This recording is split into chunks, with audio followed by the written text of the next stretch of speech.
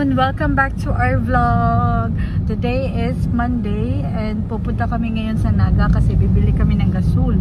Nasira kasi yung portable stove namin and wala kaming magamit sa pangluto ba. Kailangan namin bumili ng gasol since may stove na naman kami. Nag-order kami sa Shopee. Last year pa yun pero hindi pa namin na-unbox. So, i-unbox namin siya mamaya guys pag nakabili na kami ng gasol. At saka yung hose para sa gasol ba, iwan ko kung anong tawag doon. Pero yun, punta kami doon and then after ay bibili kami ng mga uulamin kasi wala na kaming stocks guys. Wala na kaming stocks sa ref. Yung mga manok, baboy kung meron, then isda. Pero may isda pa naman kami sa sa freezer. Kaso na lang, konti na lang yun. Kaya bibili kami ng siguro isda din. Ayun na. Kaya hindi pa namin nagamit yung stove na in-order namin sa Shopee guys kasi gusto pa namin gamitin yung portable stove pa. Then mas nakaka-save din kasi kami pag sa portable stove kami gagamit sa pagluto. Kasi yung yung bala niya para sa portable stove ay pwede mo lang siya i-refill, ipa-refill.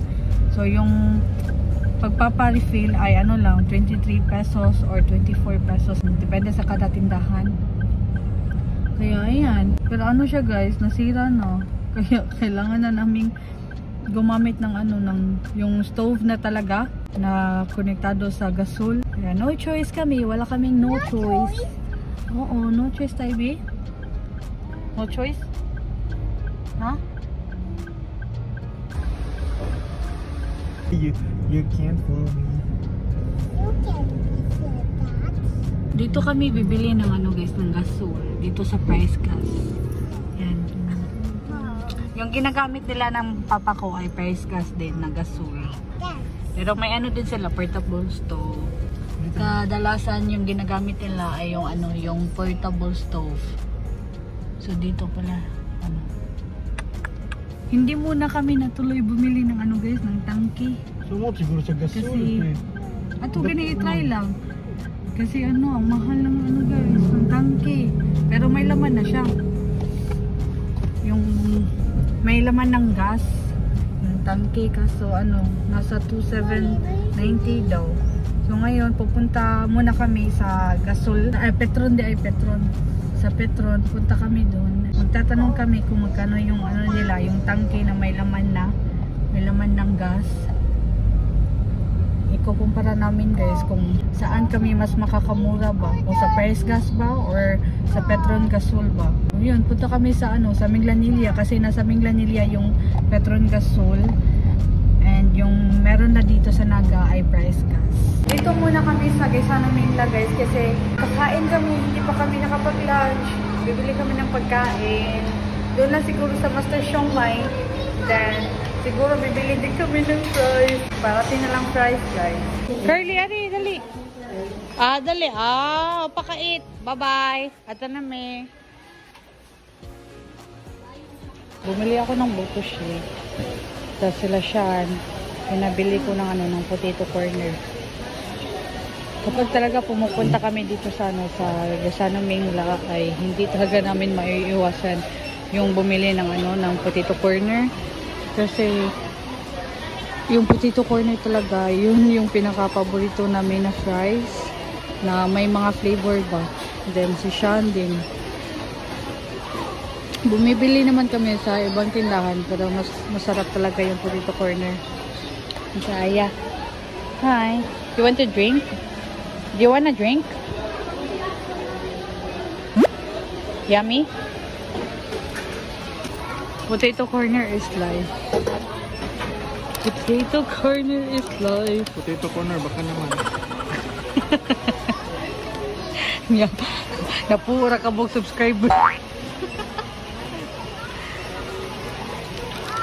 Yan yung in-order ni Sean. Cheese at saka sour cream. Hindi siya nag-order ng barbecue. Bebe, Ha? Ayun ka, dirty ang table. Imo. Sige, suot na, suot. Nandito na kami sa bahay. Hindi ako naka-video kanina nung pumunta kami sa palengke kasi Nakalimutan ko ulit. Nakabili kami, ano ka? Ha? Nakabili kami ng tangke. Yung brand ay, Petron. Mahal din pala yung guys, yung Petron Gasol. Pero, since nandun naman kami na, yun na lang yung pinili namin. At saka yung pinili namin na kilo ay 7 kilograms na tangke. Yung binili ko sa guys, sa palengke ay bumili ako ng isda, manok. Pero baboy, hindi ako nakabili ng baboy kasi ang tsatsaka ng baboy dun guys. Hindi ko gusto yung baboy na naka-display nila. Kaya hindi na lang ako bumili ng ng baboy. Yung manok na lang at saka isda. And then bumili din ako ng fresh na pansit. Kasi magpapansit ako within this week. And bumili din ako ng sari-sari para sa pansit. Pumasok din ako kanina sa supermarket. Sa Gesano, Mingla. Bumili ako ng guys. Yung ilang mga dilata lang ba. Para sa morning, pang breakfast. And then ham. Kasi wala na kaming ham. So ito din guys. Bumili din kami nito. Hose. At saka para sa tangke. So yan. Medyo malaki-laki rin yung nagastos natin para sa tangke. At saka naman ka? Ipopo ka? Let me see, Dobby. Ipopo ka? Let me see. Wala man. Ipopo. Ano, may ilo man ka? Oh. I-unbox namin yung guys, yung stove na binili namin sa Shopee. Wait lang. So, ito yung binili namin sa Shopee. Mga siguro nasa December or November. Nasa ito, naabot na di. Basta last year siya dumating. Wait lang nat. So, ito yung brand guys ng stove. Yan. Nakakita ako ng ganitong brand sa SM Cebu. Kaso, ang mahal. Sana pa. Nasa mga 3,000 plus. Yan na yung guys, yung stove. Galing Shopee. Shopee. Yan. Black. Yan si Aya. Excuse baby. Excuse anak. Excuse nak. Ari. Excuse ba, Aya? Aya ay. Yes. Yes. Bi, ato na ilabay, Bi. No, don't touch that one, Aya. Di ko anang kuan, di ka ako nilabay yung carton. At sila ba niya? Ha? Sila ba niya? Oh. Baby. Napa ni balaw ko. Ha? Napa na balaw, wait lang. Early. Tuhod. Yan. Ito din yung gasol, guys. Petron gasol. Yan. Ano to? 7 kilos lang to. Kasi yung 11 kilos, mas mahal yung 11 kilos. Eh, hindi naman kami talaga parating nagluluto ba. Kasi paminsan-minsan doon kami sa labas kumakain. Kaya ito na lang yung pinili namin, itong 7 kilos. Siguro sakto lang to sa kada buwan. Magpapa-refill doon sa sa Petron. Yung lulutuin ko mamaya guys para sa ulam namin ay escabecheng isda. Ito mo dito.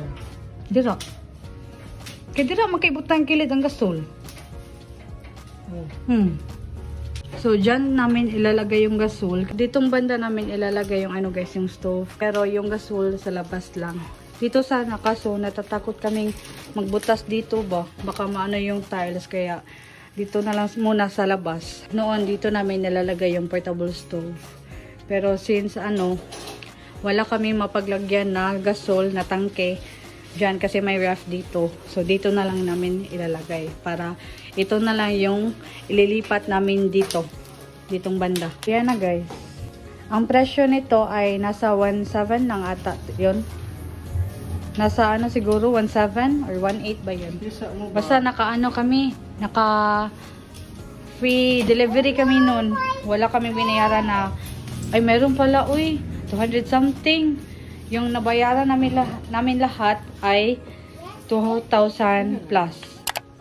Until ngayon guys, hindi pa namin na ikabit yung yung gasol sa stove kasi trinay ni siya ikabit yung regulator. Kaso nung pinaona namin yung tangke, may guys, may singaw. Singaw tawag Di namin alam kung saan galing. Mayat maya, may naamoy kaming baho galing sa tangke. Yung gas ba? Yun, naiirita ako guys. Kasi gusto ko na magluto ng ulam namin. Kaso hindi pa ako makapagluto kasi wala kaming gagamitin pang luto. Bibili na lang daw kami ng barbecue. Hindi na lang ako magluluto ng escabeching isda. Bukas na lang siguro. Naiirita din ako sa Gasol Petron. Nagdemo kasi si Kuya. Yung employee din dun ba. Nagdemo siya. May dinemo siya sa amin. Pero yung gamit niya na tangke ay hindi yung binili namin. Nung pagka-demo niya, wala namang singaw. Kaso, nung kinabit na ni siya yung regulator sa tangke, then kinonect na sa stove. Nung tinry namin i-on, may singaw siya. Iwan namin kung anong dahilan, kung sa regulator ba or sa tangke ba. Medyo nakaka-stress ng konti. So, ang ginawa namin guys, tinawagan namin yung kuya ko na si Manager Jake. Baka may ano siya ba. So, pupunta siya dito mamaya kasi mas may alam si Manager Jake kaysa sa amin. Kaya, yan, bibili kami ng barbecue muna para sa ulam namin. And si Kuya Pipoy naman, mamaya pa yun mag-out, mamayang gabi. So, kami lang tatlo ni Aya at saka siya yung kakain ng dinner. Pero siguro mamaya kakain yung kuya ko na si Manny Pipoy ng dinner pagkarating niya sa bahay galing work. Pag hindi talaga maayos yung tangke, babalik kami bukas sa Petron Gasol para magamit na namin guys. Yung portable stove, sira. Hi, life. Excited pa naman akong gamitin yung guys, yung stove. Kaso hindi pa natin magagamit kasi yung tangke, hindi natin alam. Siguro hindi lang kami marunong magkabit ng regulator sa tangke. Kaya may singaw or basta hindi pa natin magagamit today. Yung excitement ko kanina ay napalitan ng stress. Kasi wala tayong magamit na stove. Hi, baby. Mabuti na lang may Aya kami. Nakakawala ng stress. Pero paminsan-minsan, nagbibigay ng stress. Pero okay lang. Happy din naman kami na may Aya kami. Sobrang happy namin. Yung delivery naman niya, galing Manila to Cebu, ay nasa 1 week lang ata. Yung tagal. Ilang buwan din siya nakatambay sa gilid ng namin, ng ref. Kasi may pa kami noon may portable stove pa kami na ginagamit. Mas pinili kong gamitin yung portable stove kaysa yung stove na binili namin sa Shopee. And since wala pa naman kaming tangke nung panahon na yon, yung dumating yung stove na galing Shopee, yung portable stove na muna yung ginagamit ko. Hanggang sa nasira siya guys. Napilitan kaming bumili ng tangke. Pero gamit din naman yung tangke para hindi kami parating nagpaparefill ng bala para sa portable stove. So ganito na lang yung setup namin sa ditong banda. Before dito namin nilalagay yung portable stove. So yan. And then dito naman ay sa para sa stove. Then dito namin nilalagay yung tangke. So yan. I-connect na ni Sean dito para sa stove. Then dyan para sa regulator din. Kaso nung pagka-connect ni Sean nito dito sa tangke ay may singaw siya ba nung pagka-on na namin. Tinry namin i-on. Kaya hindi na namin pinilit kasi baka uy, subak ko. Palayo lang taon. So anyway guys, lilinisin ko muna itong isda na to kasi hindi pa to nalinisan. Ilalagay ko siya dito sa Jollibee na container. Hi guys, sa wakas, okay na din yung tangke. Magagamit na natin siya bukas. Bukas ko na lang siya gagamitin kasi hindi na ako makapagluto ng ulam. Bibili na lang kami ng barbecue and may kanin pa naman kaming natira. So hindi na ako magluluto ng kanin. So ito na yung natin guys, yung stove. Yan na yung stove, medyo madilim. Yung front cam kasi yung ginamit ko, kaya medyo madilim siya. Pumunta kanina yung kuya ko dito sa bahay. And then, inayos niya yung sorry, pasensya na kayo sa sa maruruming damit natin. So, kailangan ko pa siyang labhan. Anyway, pumunta kanina yung kuya ko dito sa bahay. Inayos niya yung tangke. And then, naayos din naman niya. Wala nang singaw. Kaya, magagamit na natin siya bukas. Excited na akong gumamit ng bagong stove natin. So, yeah. Bumalik ulit yung excitement ko. Kaso hindi pa ngayon. Bukas pa. Bukas pa tayo magluluto. Gamit itong stove na to. Hi! So, yan oh. Ang ganda, diba? Medyo madilim nga lang. Ito din, si Sean. Na-stress din siya kanina. Na-stress din siya sa tangke. Kasi hindi niya alam kung saan galing yung singaw. So, yay! Yay! It's playtime. Playtime. Ito nga pala guys, itong water dispenser, hindi na namin siya ililipat dito. Kasi kasya lang naman yung ano niya, yung tangke. So, no need na siya ilipat para ano din sa space namin dito. Kasi hindi kaano malaki yung space namin dito sa bahay guys. Ito sa may kusina. So, yan. Ito guys, ang dami nating mga labahin. Yan. Ang kalat. Yung lalaban ko bukas ay yung mga damit muna ni Aya. Then the day after niyan ay yung mga bedsheet siguro yung lalabhan ko sa susunod. And then after naman ay yung mga damit na namin ni Sean. Nakapag-order na kami ng barbecue guys and kakain na kami mamaya pero hihintayin ko pa si Sean matapos sa laro niya sa Dota. Si Aya nandun sa kwarto nanonood ng Diana and Roma. So, yun. Kakain na kami. And then, dito na natin i-end yung vlog for today. Thank you so much for watching. And I hope you guys enjoyed sa vlog natin. Oops. Ang dami nating mga labahin.